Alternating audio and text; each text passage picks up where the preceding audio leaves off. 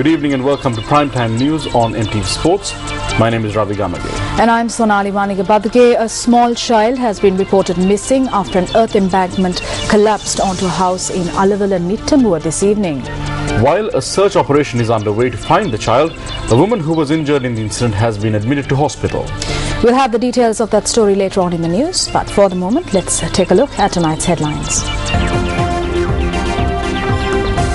The President requests the world not to use agricultural lands to feed the hunger for alternative energy.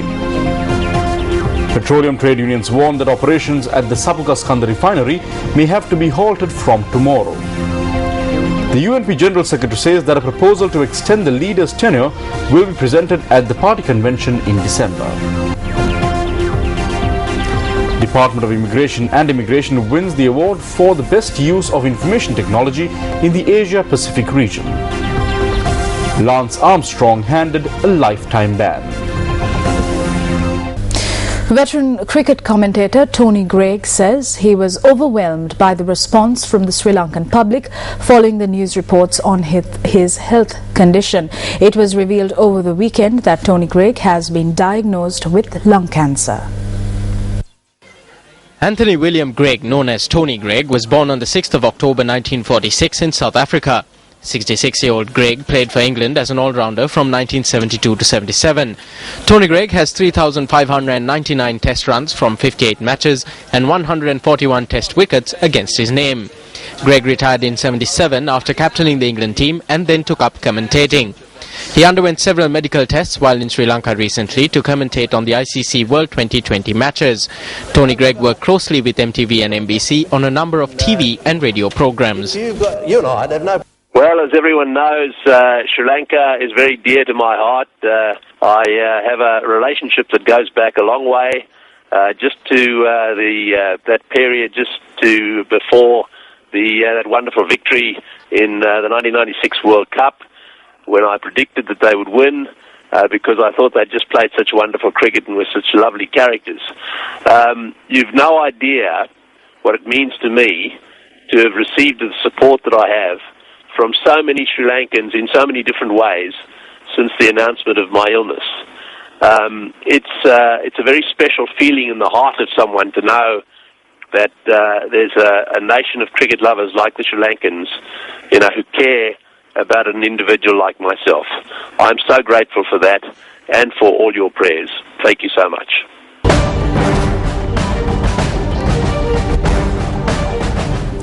President Mahinda Rajapaksa says that all countries should ensure that the search for alternative energy does not compromise agricultural land both now and in the future. The President expressed this view while addressing the World Energy Forum, which began in Dubai today. The World Energy Forum began at the International Conference and Exhibition Centre in Dubai this morning. One of the primary objectives of the conference is to chart a roadmap for a sustainable energy mix that can fuel global economic and social development. 21 heads of state and over 2,000 delegates representing all countries are participating in the World Energy Forum. The cost of generating electricity has significantly increased, along with a greater dependence on fossil fuels.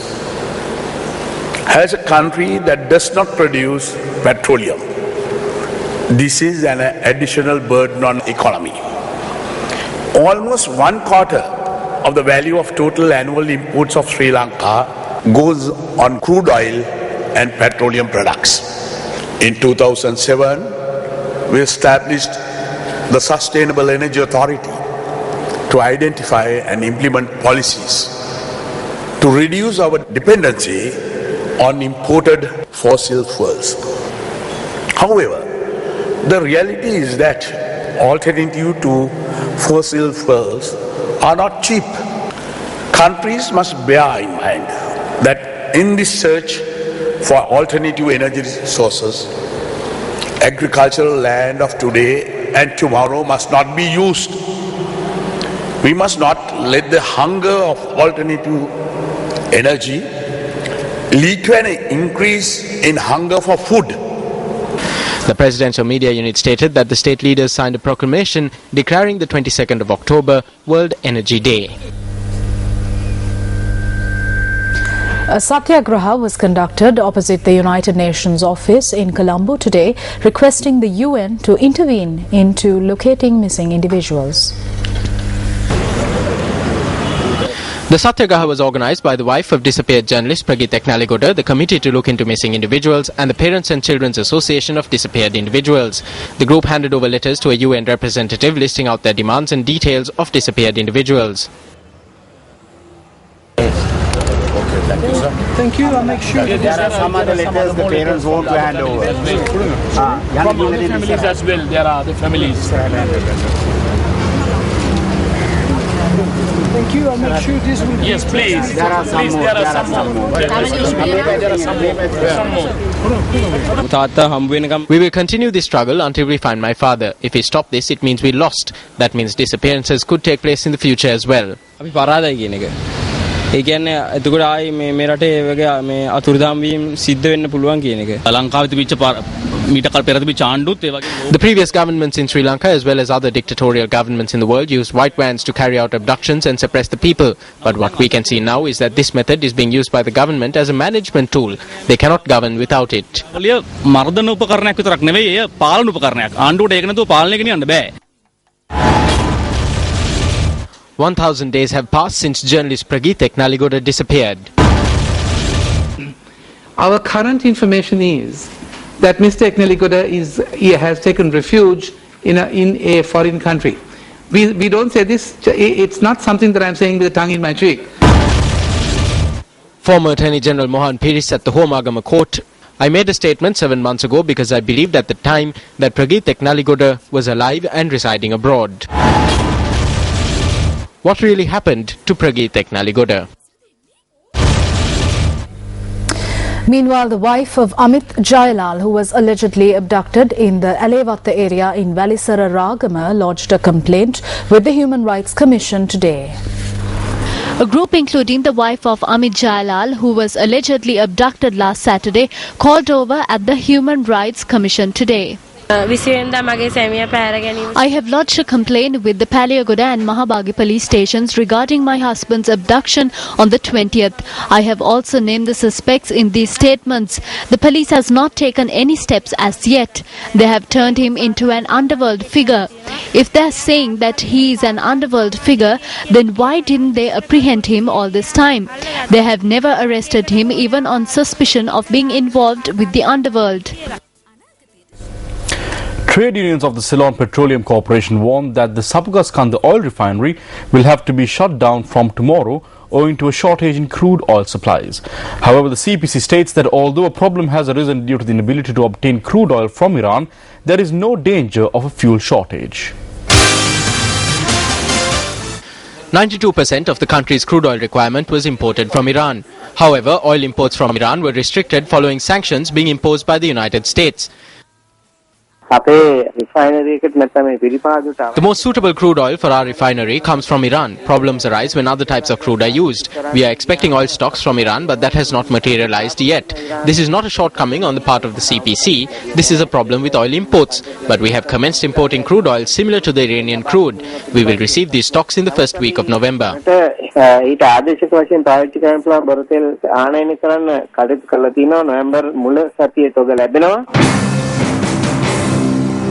How come suddenly we are being told that in the next 48 hours we are going to completely run dry of crude oil? It just can't happen. It cannot be. Unless, of course, the problem that the ministry, the government is telling the people is not what it is. It is something completely different, and they don't want the people to know. Because it is a huge mystery how they can mess it up so much that we run out of even a gallon of crude oil.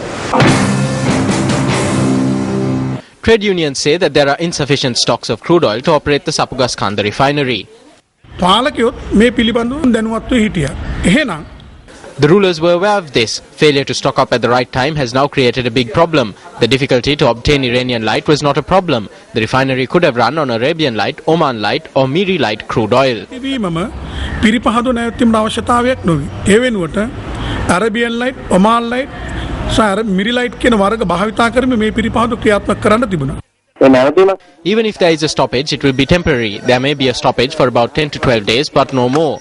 Orders have been made for crude oil from the first week of November through to December. Therefore, we cannot clearly say anything about the refining process coming to a halt.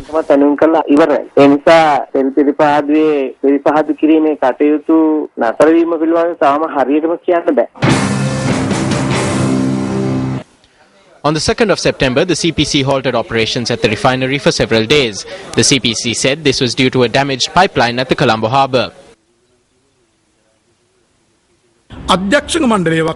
Neither the board of directors nor the subject minister have a clear understanding of this. They can only issue media releases.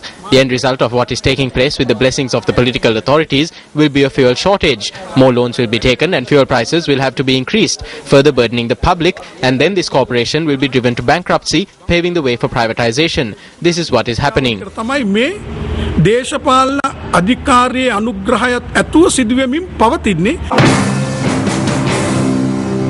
There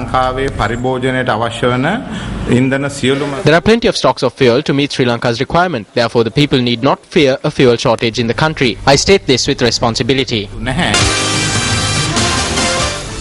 UNP and opposition leader Ranil Wickremesinghe says that there is a major crisis surrounding the judiciary and the serving of justice. Wickremesinghe made this statement while addressing a gathering of young lawyers of the National Lawyers Association.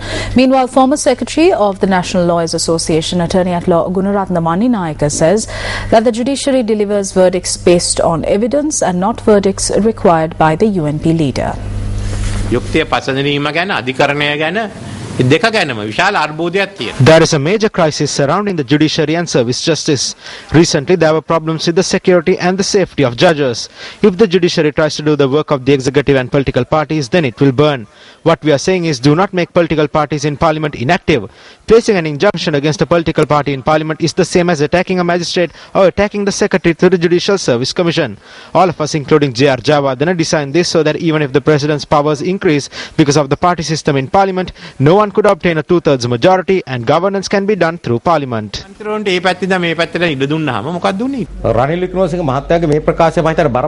statement by Ranil Wickremesinghe is a grave matter. He says that the judiciary has come to this pass because it issued injunctions against him and delivered verdicts that did not go the way of his party, adding that this is a good thing.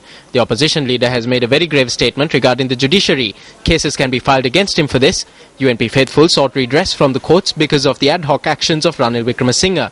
They went to the courts with evidence and they received favourable verdicts because they proved their cases. Verdicts were not issued haphazardly.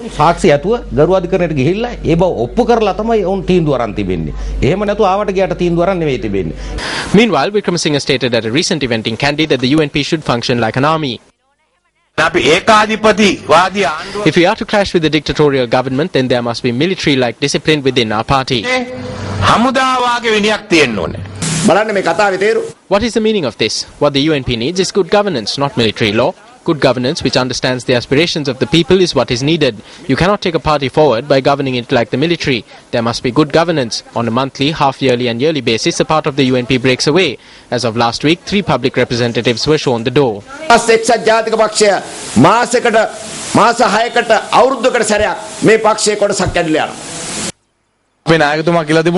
Our leader has said that our party must be turned into an army in order to secure victory in 2014.